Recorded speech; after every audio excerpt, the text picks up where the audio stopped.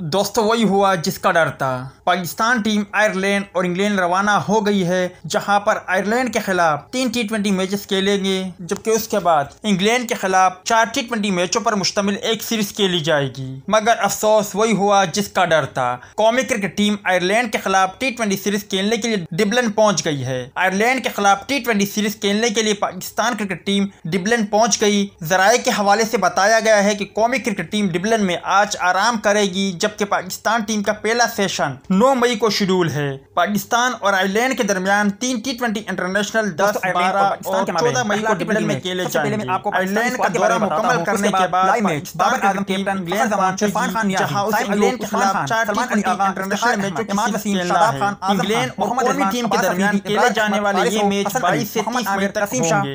मगर अफसोस के साथ कहना पड़ रहा है कि मोहम्मद आमिर के वीजे का मसला हल ना हुआ। अगर आप मोहम्मद आमिर आयरलैंड के खिलाफ जो T20 सीरीज है उससे बाहर हो गई और मुश्किल लग रहा है कि वो इंग्लैंड के खिलाफ 1-2 मैच मिस कर लेंगे।